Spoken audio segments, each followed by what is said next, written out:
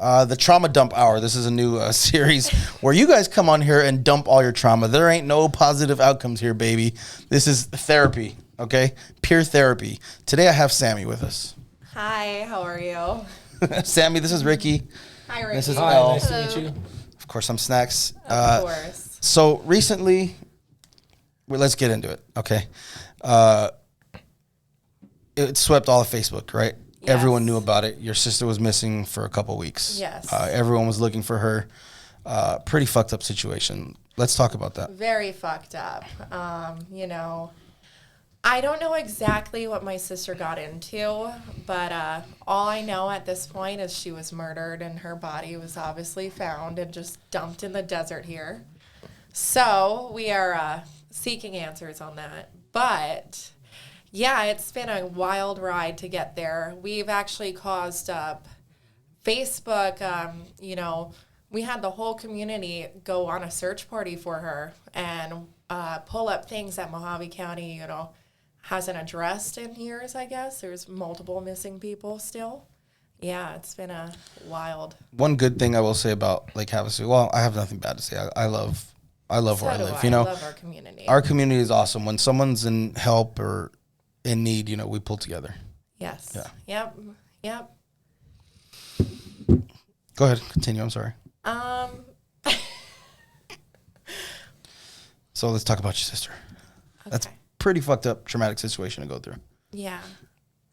Are we live? We're not live. No, it's recording. This is just recording. Yeah, it's just recording. Your sister was missing. So Josh says, how did you Okay. find out she was missing? I found out my sister was missing July 10th when we didn't hear from her. Unfortunately, my sister, used fentanyl for years and was hooked on it. But she would always reach out to us and ask us for money or things like that. And that day, July 10th, she went missing. Nobody heard from her. So, we kind of got scared and we kept asking the police. They were like, oh, she's just a druggie, she's going to turn up somewhere. A week goes by, we put out a reward, and on Facebook, somebody said her belongings were in the desert. Well, right behind Walmart where sheriffs were supposed to look, they were just there with a brand new phone in a case that she bought that day, July 10th. There's video footage of her running for her life out of Walmart. And that's all you see is her run to the back, and that's the last video footage of my sister. It's pretty morbid. It's scary. Yeah. But, knowing my sister and her addiction and everything like that, she would have opened that phone. It was brand new in a box. So whoever she's seen, whatever happened, was obviously not a good person. And she ran for her life and got murdered. And I don't know if her body was taken along and just dumped thereafter, or if it happened then and there.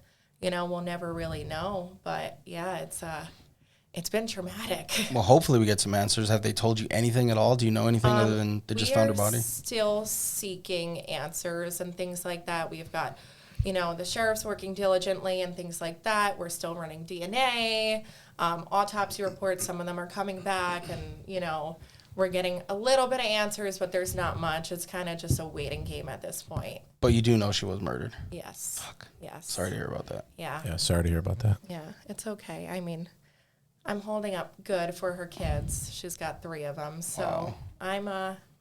I'm, just doing what I need to do. Also, I believe in God. So it's just Your faith is strong. knowing, yep. One cool thing I will say is Jesus died at 33. So did my sister. So it was like confirmation. She went to heaven. So I Tattoo. got Forever 33 for Marissa. And yeah, it's very sentimental to me. So I see you got the crosses on and stuff. So you're yes. religious. Actually, her ashes are right here. Oh, shit. Yeah. Wow. Yeah. Yep. I don't know how my dad passed away over a year ago, and I cry every day still. I'm like a mess over it, so. Yeah, my dad passed away 4 years here, so I'm used to death, kind of. It just, when you give it to God and you give that faith into the universe, it keeps you pushing, I guess, motivated to keep going. Like, there was a point where I was really depressed. I was very suicidal after all this, and you know, I actually went into a mental facility for some time, and I realized I kind of came out of shock in there because I'm like, you know, and if I want to die over this, what's going to happen to her kids? What's going to happen to her life that needs to live on through our family, you know? I need to project that to her children, that my sister was, you know, everything she could be for them. And she really was a good person at the end of the day. I mean, she'd get $5 and go buy dog food for a homeless person. And she'd do that, you know? She just fell deep into like the point of no return, unfortunately. Yeah. Yeah. Drugs are bad. Like, I can't. Fentanyl is. It's ridiculous. horrible, People die from especially it. here. I mean, I don't even know how we keep getting it in here. I believe I insane. read that it's like 4,000 deaths a day or something like that. Yeah, it's scary. Yeah. It's very scary. And then they lace it with other drugs and stuff. So Yeah. How long was she behind Walmart before she was found? So July 10th and then July 24th is when I got the sheriff. He said, Samantha, he called me. I need you to come meet me. And I just knew. I said, is she dead? Is she dead? And I'll never forget that day. You know, I dropped down to my knees when he told me in person and just started screaming. Like, I could see myself right now. It's just like the most horrible day in history for me. But, you know, it was, yeah. They found her instantly, like an hour after looking. I commend you on being strong because I don't think I could be here doing this right now. Yeah, like thank you. just Thank in you. July, you know, Yeah. I couldn't. Well, I've gotten, you know, through therapy and things like with this, and, you know, it's never easy. Like, losing my dad was one thing, like, your parents are supposed to die, but the only thing I keep saying to myself is, God, my poor mother, like, protect her, you know, like, she shouldn't have lost her daughter. I'm the youngest of 6, so, yeah, it goes a long way. Yeah. Very big Italian family. And then I know weeks after you get in a bad car accident. Yeah, some asshole hit me, totaled my car and told me it was my fault, and I had all these witnesses. I had to go to the hospital. I was hit at a 55-mile-per-hour hit, and not a scratch on me. Actually, when I got hit, I just left the police station, so, you know, going down McCulloch, you know, Smith's right there. I was hit like this. I should have went into oncoming traffic. I went the complete opposite way. By whatever reason, I survived, thank God, but it wasn't just a coincidence that I should have been dead in that accident, honestly. But When did this take place? I know just recently because you just got a new car. 17th. So a month, like Literally, almost, yeah, just boom, boom, boom. And then, you know, on top of that, dealing with a crazy divorce. What was your divorce about? Oh, man. Why did you divorce him? Adultery for, you know, him. And, yeah, it's pretty bad. 7 years with somebody and doing all these things for them and pouring your heart for them. You just, at one point, get no return of respect or level. And I'm a very mothering, nurturing person, so I think he took that as, I need a mom in my life instead of, I need a wife. And, yeah, hopefully one day he'll be better for somebody. But Was it the first time? no, actually I've caught quite a few things over the past years that we've struggled with in private. You know, Havasu kind of always was like, you guys are such a star couple, you know, what the fuck happened? I'm like, if only you knew. Yeah, things aren't always what they seem. Yeah, you know? yeah, I'm not one to really put a lot of dirty laundry out there, so. Yeah, respectful, no Yes. names and stuff like that. Yeah. I get it. Was it a bad divorce? Like, We're still going through it. I mean, it's just like kind of cordial, but it's also like, you know, spiteful on his end more so than mine, because I'm just like, you know what, fuck it. I bought everything in the house. Just keep it at this point. I'll remake it. You know, I'll get it all back one day. what's your age, by the way? 25.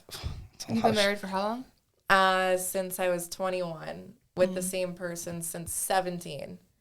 So, and I moved here 9 years ago from Long Island. So, Is that the only person you've had sex with? Recently? No, like No. I mean, like through her whole life. Yeah. She was with him at such a young age. Yeah. No, Oh, no. okay. God. If you knew me in New York, you didn't, okay? How did your father pass away? Wrongful death by the hospital of Phoenix. Yeah, Can you go into that a little bit? I can. He was actually being released, because he was getting better. My dad was very ill, had strokes instantly when he came here.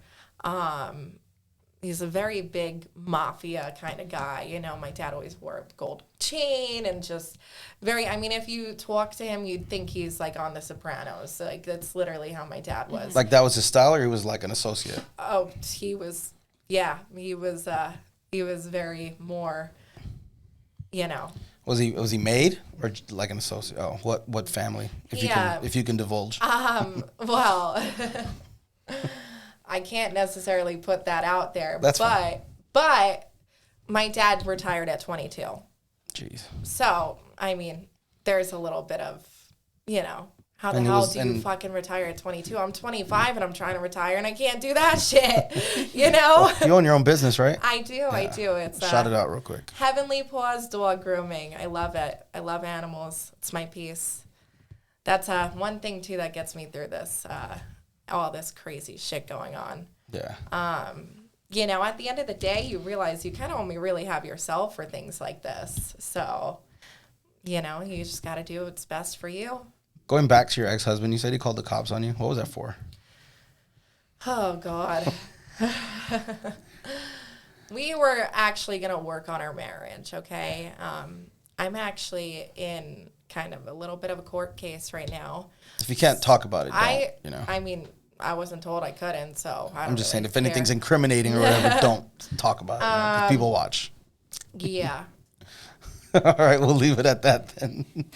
Well, maybe next time on the next drama dump, once this is all said and done. But I will say, my case went to Superior Court, and I guess I've got the worst possible judge I could get. Sorry to hear about that. So pray for me. That's terrible. Yeah. I'm nervously laughing over it. It's really not fucking funny, but... Yeah. So you guys were going to work it out. Yeah, but whatever happens. Well, he told me to come home, and the day I decided to come home, I knocked on the door. He didn't answer. And I'm still on the lease and everything, right? It's on my driver's license, everything. I just haven't been home at all, just avoiding the situation because I finally had the balls to leave, I guess. So I knocked. He went past the door and ducked down. I'm like, what the fuck are you doing? So I go in our backyard. I get in the backyard, and I see another bitch on the couch. And I'm just like yelling at him through everything. There was lies made by him. He called the cops on me. Obviously, I always have a gun on me. I'm a very right kind of person here. I love, Republican shit and guns and whatever. But so that was in the time of my sister murdered. I was actually let me backtrack. I was being chased a little bit.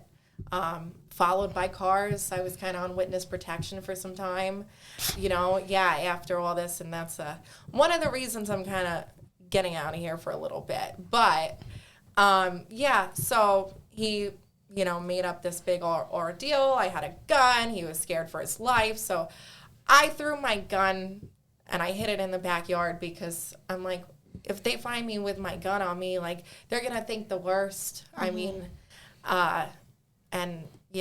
They believed his word over mine. There was no evidence, nothing. I got pointed 4 cops, guns on me. I'm crying my eyes out. I just seen, my ex-husband with another girl telling me to work it out 3 days before. It was just like, what the fuck? And on top of it, going through my sister's shit, we're still at this point, she's missing, we don't know the answer. So I'm traumatic. I've got nobody, no family here. My sister's gone. I've got clients asking me if I'm okay, why I'm not working, yada, yada. So, end of that, they took me away. They put me in cuffs, and took me right to a psych ward after that. But the psych ward was like, you don't need mental help, really. You're just going through life problems. And I'm like, exactly. How the hell am I supposed to cope with this shit on my own? I don't want to run to my mother who's in distress, 65 years old. I'm just... Add more to her. Yeah. Did you know the girl on the couch? Barely, but yeah, there was an incident before that where months prior she was in my house and So she's I lingering. beat her ass. I really did. I fucking chased her out of my house. I did. Threw her on the ground. She came back. Yeah. Dumb bitch. She's got 5 kids too. 5 fucking kids. She's got 5 kids? Yeah, I was like, have fun with that. Wow.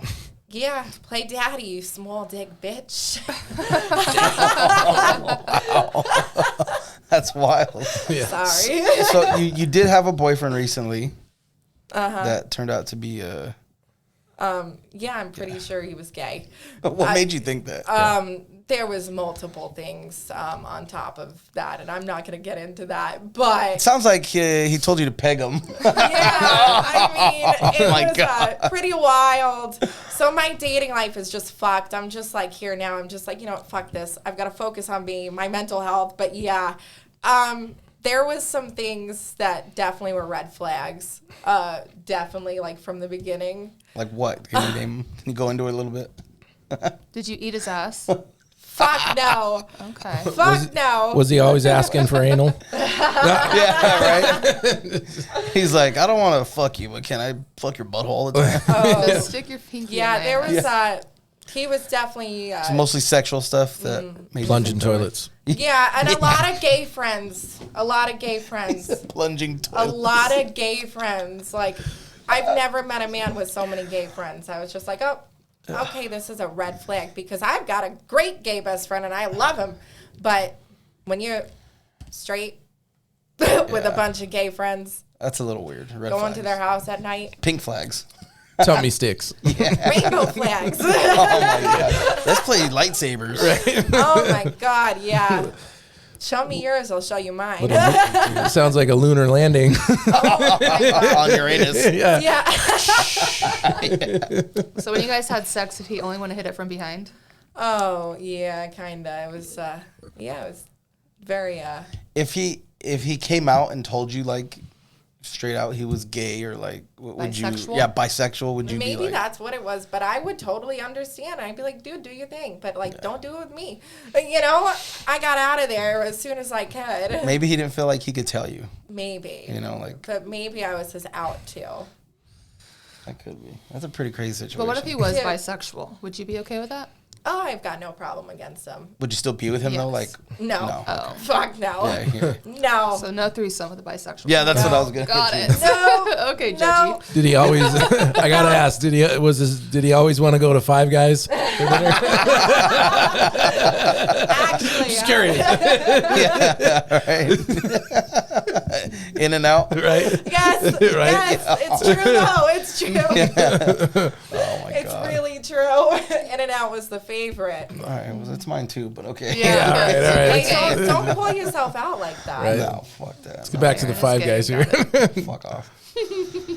That's a lot of trauma. Yeah. And we just dumped it all. Is there Yep. anything you wanted to add? Oh man. Pray for me. I don't know. I'm doing okay. I'm doing okay. Well, good. I mean, Yeah. that's, Happy to hear that. Yeah. I mean, if you heard my entire life, I'm actually writing a book right now no shit. on like an autobiography on my life. Yeah. From 1 year old till 25. I mean, I feel like I'm fucking 45 in my mind. I'm just so like. Do you have You any know. kids? No, thank God. Thank God. I want them, but I just Can't do that with a gay guy. no. He No, wants to bitch. swallow. He wants to swallow the kids. Horrible life choices. Yeah. That was like my like I don't know, rebound. It was just like, and I'm just like, What a choice. fuck. This is why I'm not dating anybody. I can't do it anymore. I can't do it. Yeah. You have too much other shit going on Oh too. God, yeah. God is like, focus on you, girl. I'm like, what's next? Just hit me with it, you know. Well, enjoy your extended stay. We will get back to your life trauma dump on the next time. Ooh, Yeah. I don't know if you want to hear that one. It's pretty wild. That's what we're here for. Pretty Like I said, no wild. positive outcomes here. This is all drama, all trauma, all bad things. Oh man, All right. That's all I got to say about that. My name is Aaron. L. Ricky. Samantha. Thanks for watching. This is the Trauma Dump Hour. Catch you on the next one. Oh God.